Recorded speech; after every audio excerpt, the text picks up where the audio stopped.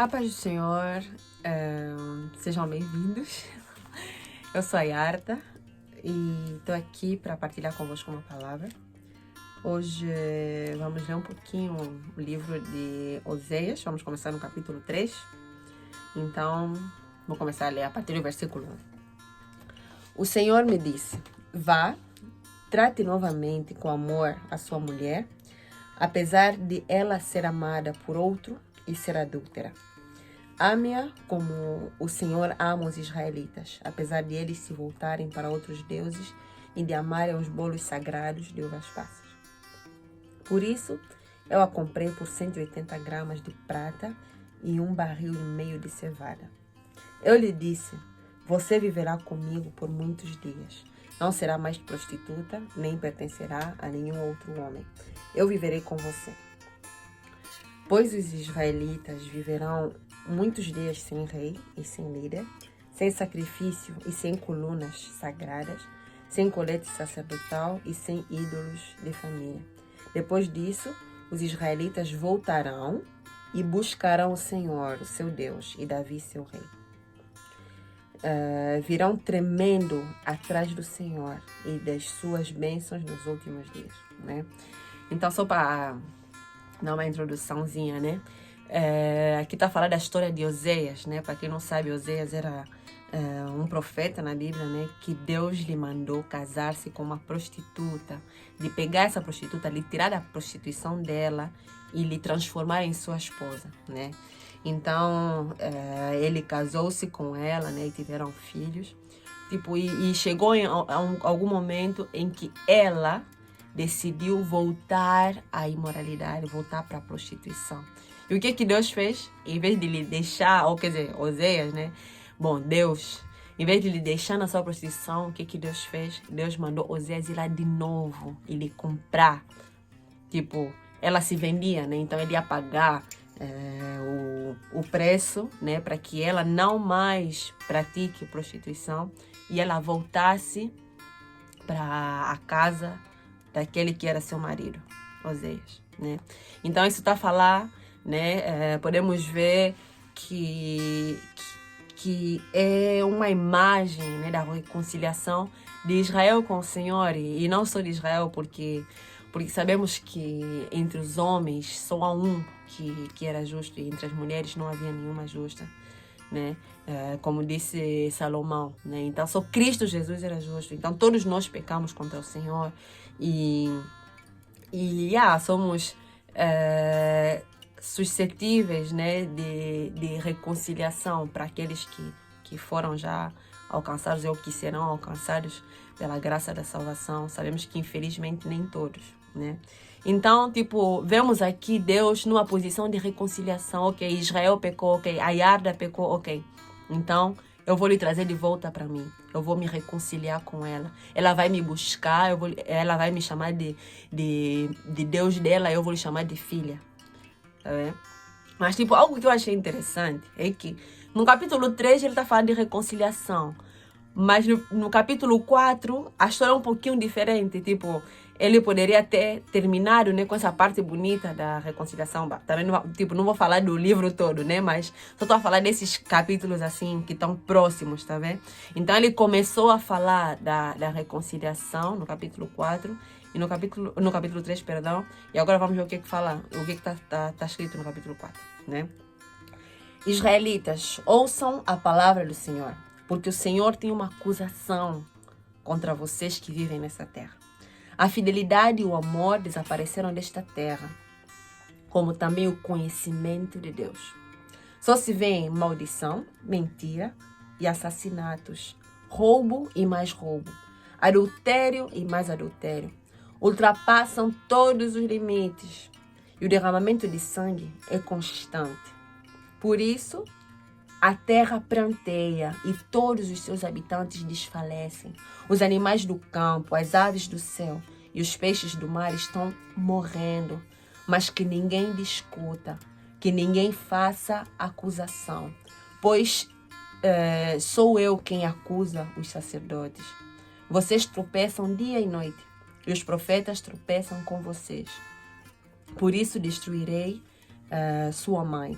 meu povo foi destruído por falta de conhecimento. Uma vez que vocês rejeitaram o conhecimento, eu também os rejeito, como meus sacerdotes. Uma vez que vocês ignoraram a lei do seu Deus, eu também ignorarei seus filhos.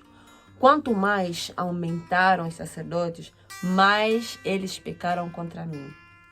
Trocaram a glória deles por algo vergonhoso.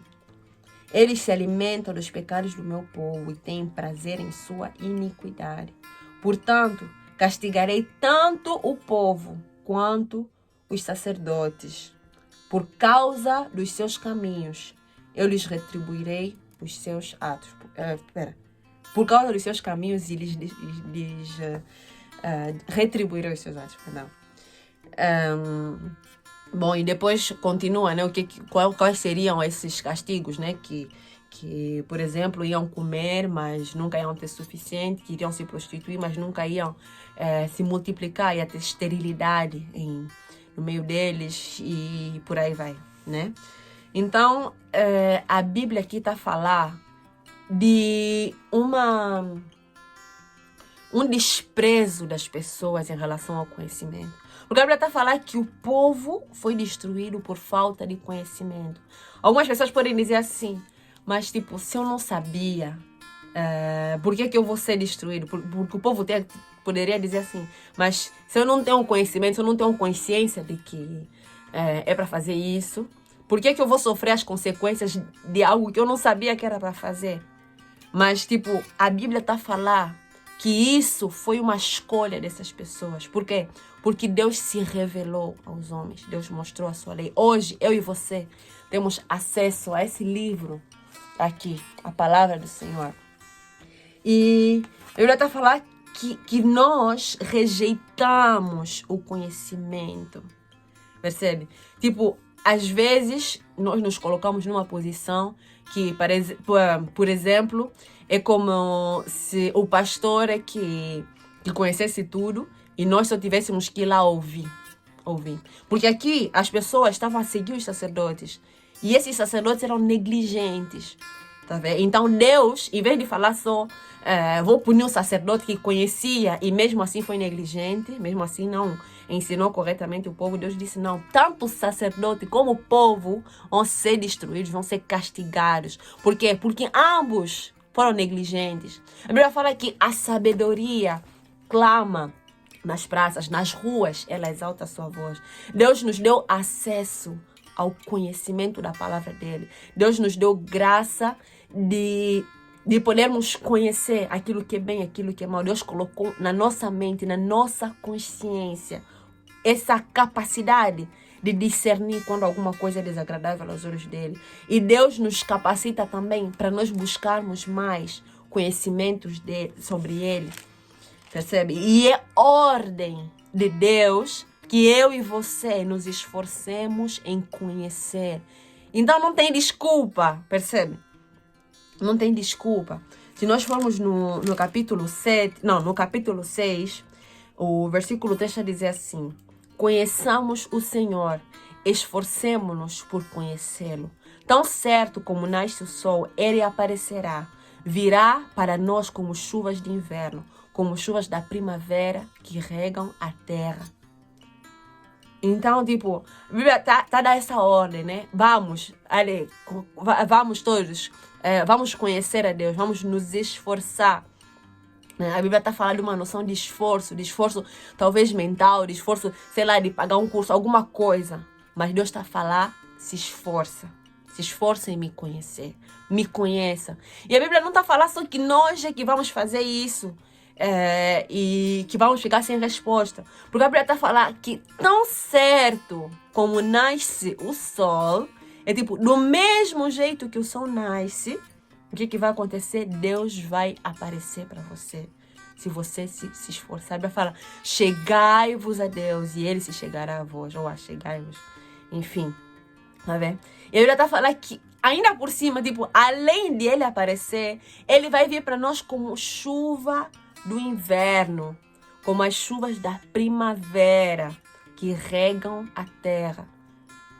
Percebe? Regar é para quê? É para dar frutos. Então Deus, né, quando nós nos esforçamos em conhecê-lo, Ele vai vir para nós, para regar a nossa fé, para nos regar nele, para que nós possamos florescer nele, para que nós possamos dar frutos nele. Porque a chuva que cai para regar a terra, que cai no inverno, por exemplo, para preparar, né, as plantas que vão crescer logo após na primavera, vem exatamente nesse objetivo de fazer florescer. Então Deus espera, Deus ordena, né, que nós nos esforcemos em buscá-lo e que nós demos frutos para Ele. E não acaba por aí. O versículo 6 está a dizer assim: pois desejo misericórdia e não sacrifícios, conhecimento de Deus em vez de holocaustos. Conhecimento de Deus em vez de holocaustos. Então Deus hoje está a falar, Yara, está a falar para ti que estás a ouvir isso. Também está a dizer o seguinte: vem, se esforça em me conhecer. Entrega-te, tipo, na busca pelo Senhor. Ok, né? Eu estou disposto a te receber. Você se prostituiu, você voltou para a prostituição, voltou para a lama. Ok, eu estou disposto a me reconciliar contigo. Você não era meu povo, agora eu vou te transformar em meu povo. Ok, erraste, mesmo sendo meu povo, voltaste mais para a vida antiga. Ok, hoje estou a te falar, volta para mim. Hoje eu te compro com o sangue do meu filho. Cristo Jesus morreu. Deus já sabia que você ia pecar. E mesmo assim enviou Cristo Jesus para morrer por ti. Então o que é que te impede de voltar? Mas agora que você está a voltar, não aceita ficar com mente vazia. Quando eu era criança me falavam mente vazia, oficina do diabo. Então, tipo, não sei até que ponto pode ser errado, mas faz muito sentido. Deus quer que nós ocupemos a nossa mente. A Bíblia fala o que devemos pensar. Tudo que for santo, que for puro, que se há alguma virtude, se é de boa fama e etc. Percebe? Então Deus quer que nós nos ocupemos em buscá-lo. A Bíblia fala que aquele que guarda os mandamentos de Deus é esse que lhe ama. Né? Como acho que o Israel Subirá disse que a linguagem do amor de Deus é nós conhecermos Ele.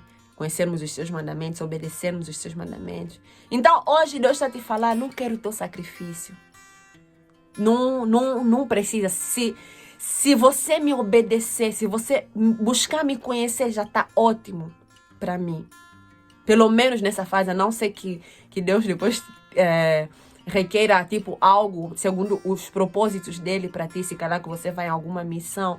Mas tipo, enquanto você estiver nessa fase de reconciliação com ele, busca entender o que ele quer, busca entender a vontade dele.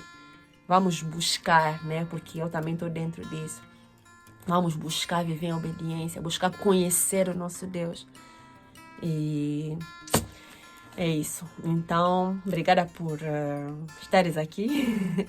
Que Deus te abençoe, me ajuda a partilhar, me ajuda a divulgar a palavra de Deus para que outros conheçam, para que mais pessoas possam ouvir, ser edificadas com essa palavra que não é minha. Eu sou um vaso de barro e a palavra é o tesouro de Deus. Então, beijinhos. Até a próxima. Querendo Deus.